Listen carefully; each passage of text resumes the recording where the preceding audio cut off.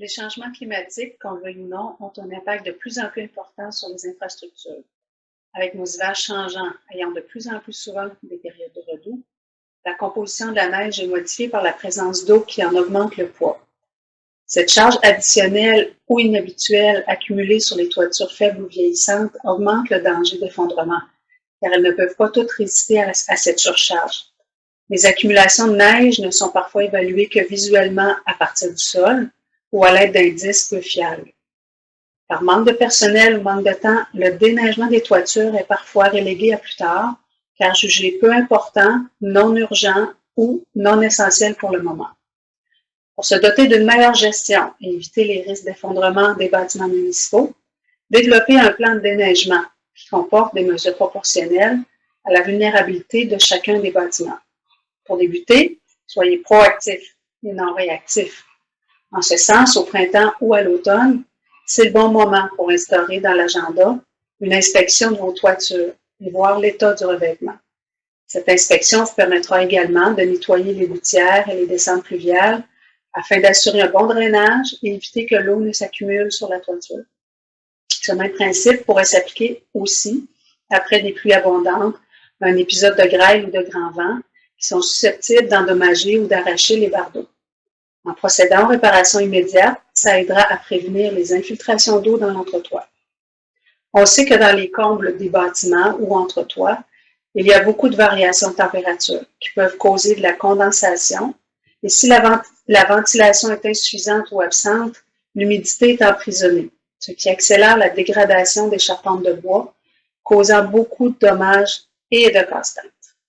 Au final, ça peut devenir une cause d'effondrement, car les structures affaiblies ne peuvent plus supporter le poids de la neige ou de la glace, même si l'accumulation semble insignifiante vue du sol. Ensuite, afin de prioriser le déneigement de l'ensemble de vos bâtiments, faites l'inventaire de votre parc immobilier.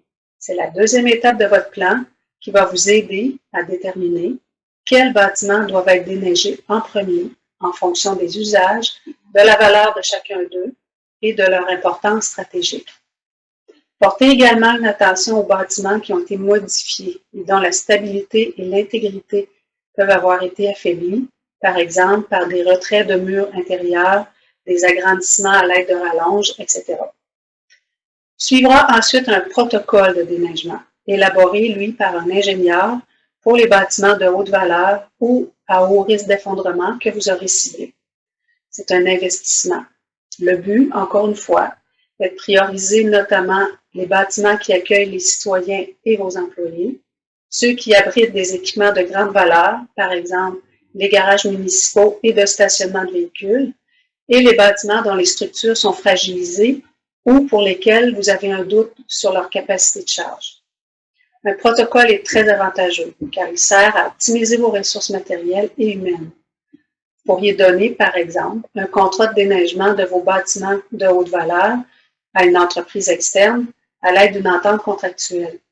Ça pourrait dégager un temps précieux aux employés municipaux qui pourraient se concentrer aux autres bâtiments.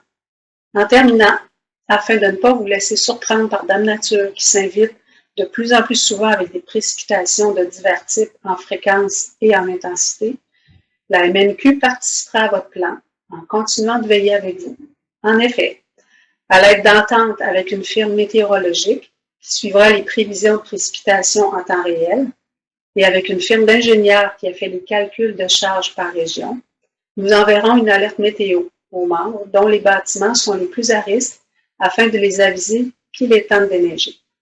Préparez-vous à recevoir nos appels, mais être proactif en mettant en œuvre votre plan de déneigement reste la solution la plus efficace. À vos pelles!